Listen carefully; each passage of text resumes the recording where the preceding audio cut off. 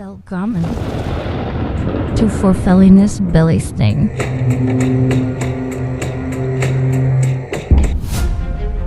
A show dedicated to aligning a journey to a better mental health using the understandings of the ancient Norse.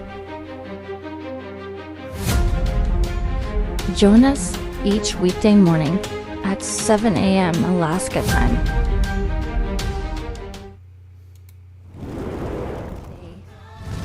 Someone's little girl, daughter, sister, girlfriend, fiance, wife, cousin, mother, auntie, grandmother, great grandmother, elder, disappears, shattering, a family, a community, the world. There is something we can all do. Remember them.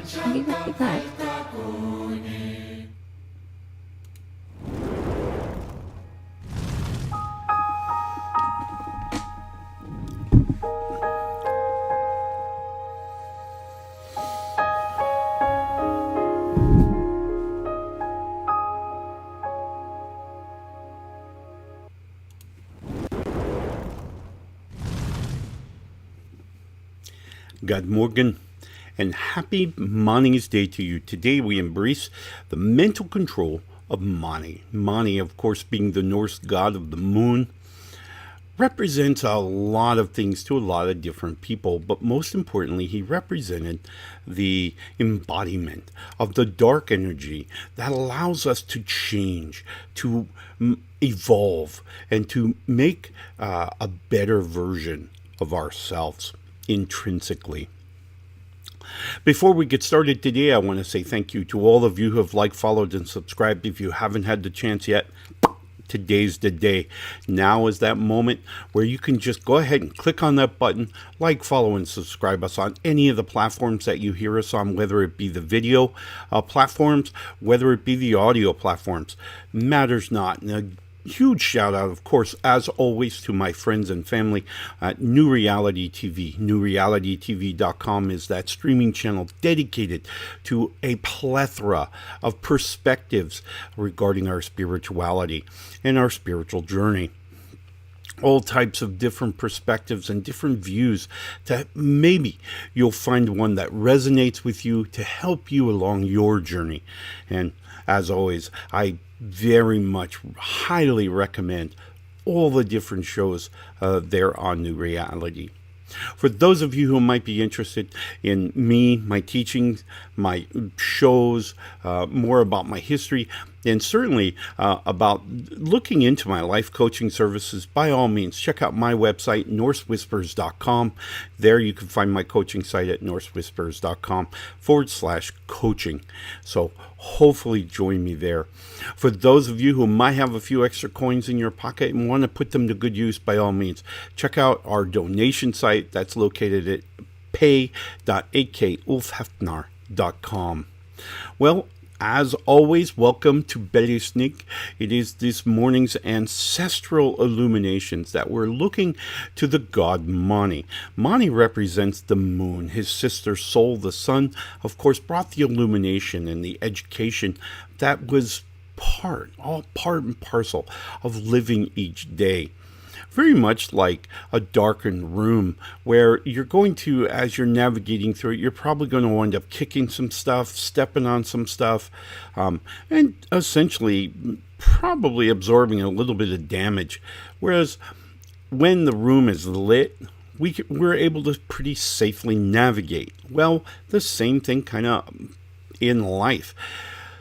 When, of course, the soul, sun, when she was in the sky, we were receiving information and intellect from all the things around us, just everything was educating us in the way of life, in the way of interfacing, in the way of emotions, all of these things. But then as we settled down for the evening and took that evening nap, by all means, we started getting all the questions.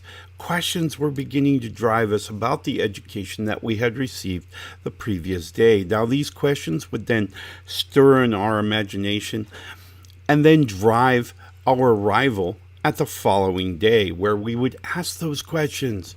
As the morning began and Mani transitioned into his sister soul, we would see where these questions would then drive the activities of that day. What had I learned? How does that information interact with the information I already had? So there was a lot to be known. Now, the key I want you to take away from Mani's Day, every Mani's Day, is this idea of mental control. Oftentimes, many of us may get the feeling that we're stuck in a feeling. We're feeling depressed, we're feeling anxious, we're feeling whatever, right?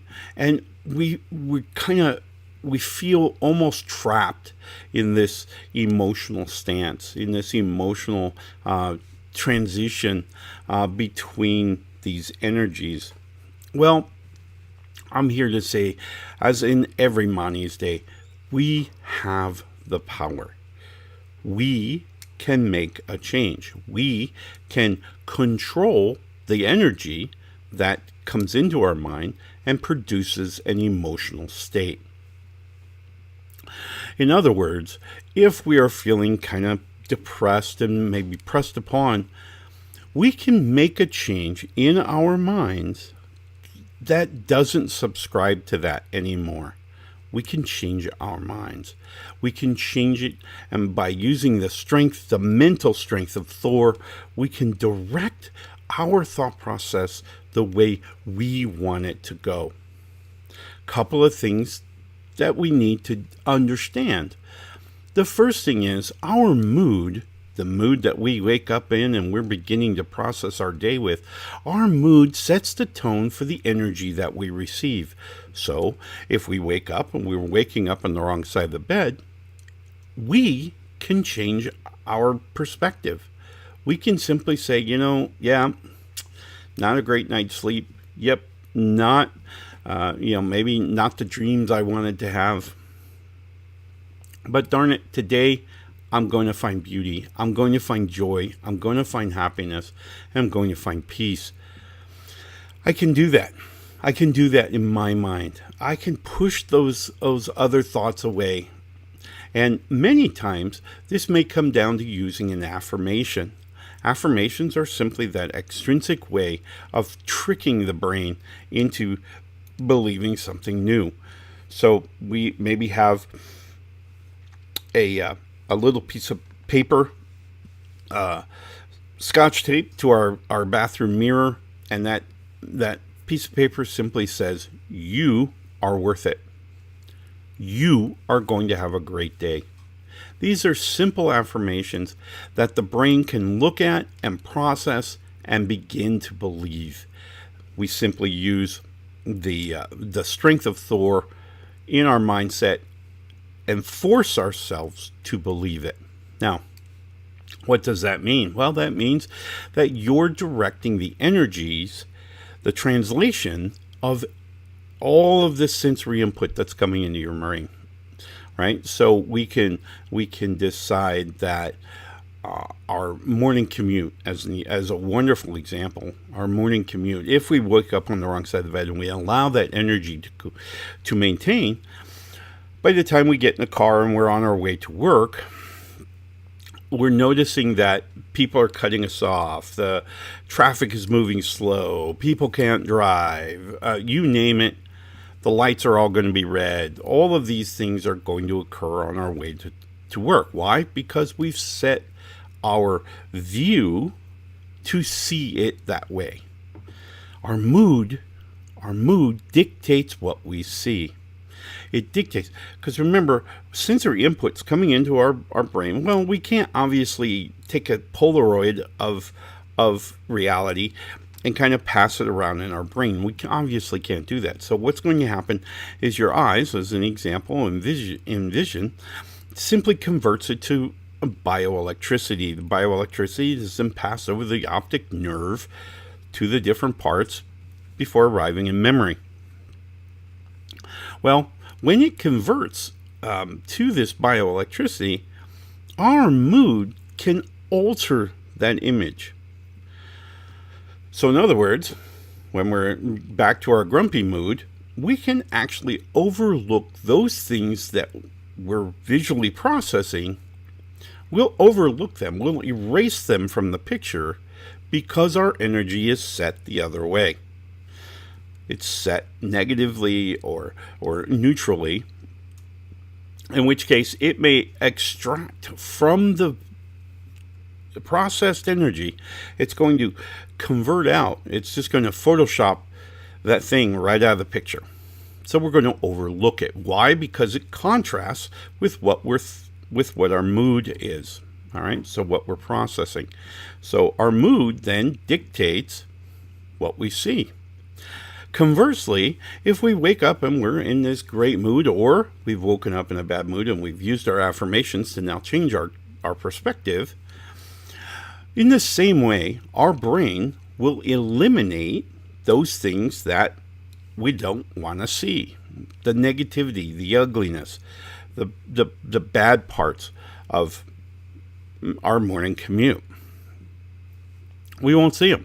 It will simply be processed out of the picture and photoshopped away to where the only image that's now going to process is this support of beauty. So our mood, that first 90 minutes of our day, the mood that we set our mind in is what dictates what we're going to see today.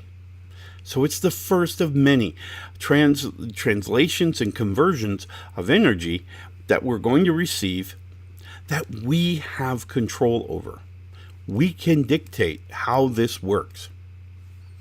90 minutes, use those affirmations, change that mood, get going in the right direction, and that way we're going to see things along our morning commute, maybe the first hour of work, or maybe even the whole day of work, maybe even the whole day. We're going to visualize or hear things that support our positivity. That's how powerful that mood is. That mood can eliminate things from your view, from you seeing it. I'm always reminded, I went to a group meeting and they were talking about, and the subject, of course, was homelessness. And they were talking about homelessness and the how it's so rampant and it's becoming problematic and this, that, and the other thing. And there were several people in the room who physically just hadn't seen the negative perspectives of the homelessness issue within our city. They were amazed. What do you mean there's this many thousand people who are homeless in the city? What do you mean? These homeless camps that were being set up in multitude of locations. I don't see these things because you're setting your mind not to see them. Okay? You're setting your mind. Another thing, the wonderful thing about Alaska, for those of you who don't live here, Alaska, we kind of go very quickly through a couple of different seasons, right? And in springtime, we're in winter, which winter, of course, is the beautiful snow. Everything's white. Everything's yay. But then we go into this phase where we're converting from winter into spring. And it's like overnight, everything goes brown. Because all of the dirt and sand that's been used to make the roads safe has now been thrown over into the snowbanks. And so everything is this shade of brown. And it's like, it's kind of quasi, not very cool. But then, like 3 weeks later, everything turns green. It's just overnight, everything turns to green. There's beautiful life, and everything is wonderful and beautiful. And we see the fireweeds begin to grow, and just everything turns to a very beautiful, green, luscious landscape. And so the same thing applies kind of in the way our brain works, viewing things, in that if we have this negative kind of approach to everything, and we've woken up, like I say, on the wrong side of the bed, we're going to see the brown. Everything's going to seem brown, dull, meh, right? If we wake up on the positive side of the bed and we're excited about life, we're moving forward, then we're going to see the beautiful green, luscious landscape. So Alaska is a wonderful teacher in that respect. But nonetheless, you have the authority to change, right?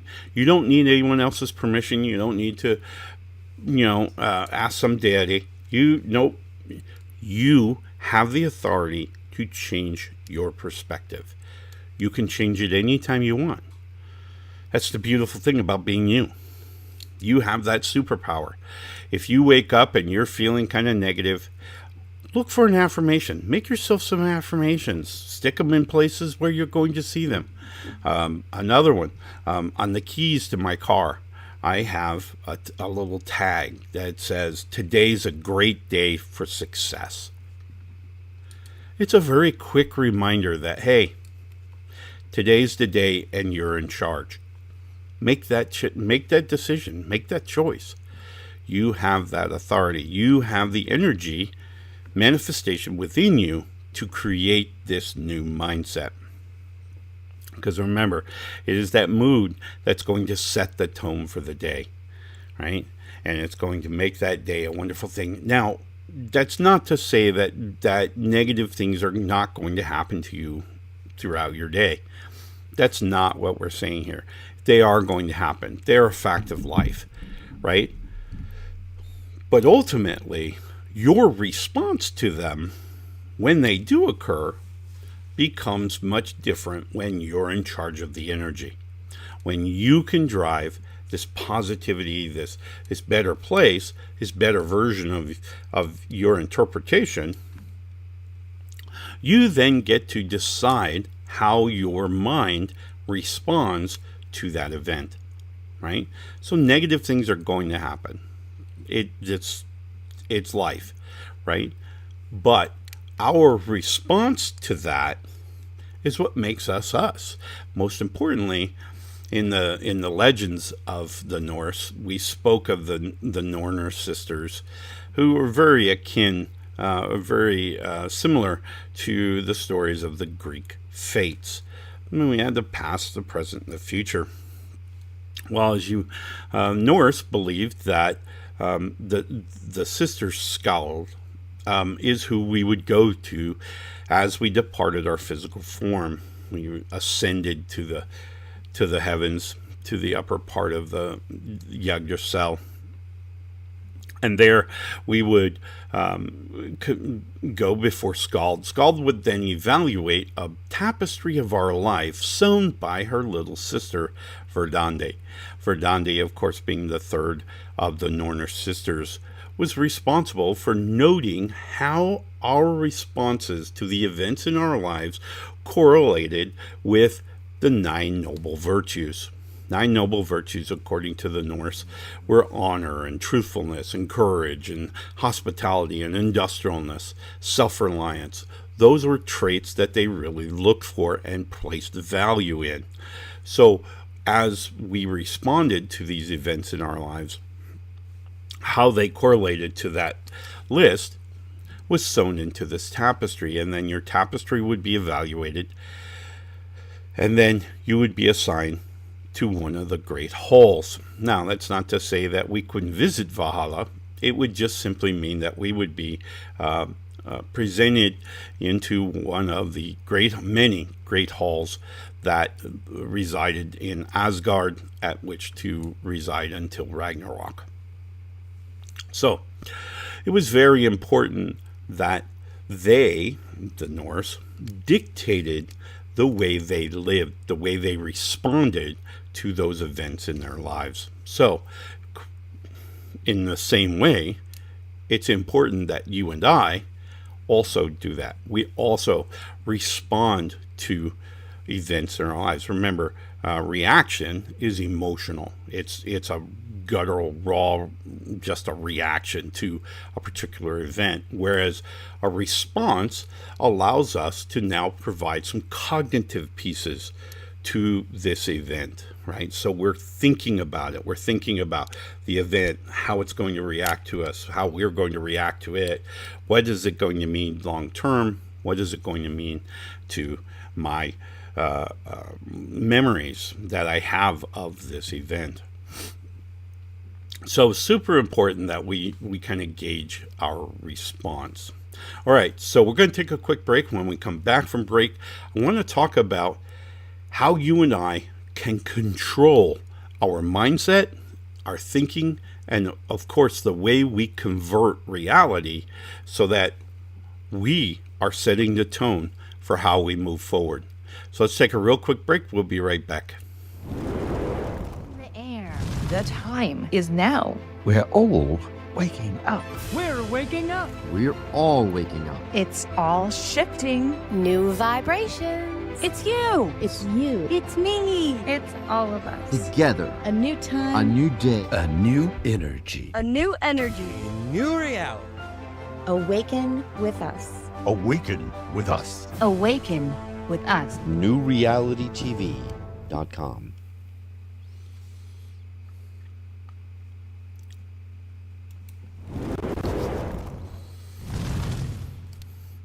All right. Hey, welcome back, and thank you for taking that moment with us. Remember, New Reality TV, an awesome possibility and potential to finding that piece of intellect that resonates with you, that helps you along your spiritual journey. Today we're talking about the control of money, and we're talking about taking the authority back, not letting other people dictate how we're going to feel. So how do we do that? Well, we've mentioned several times now this idea of affirmations.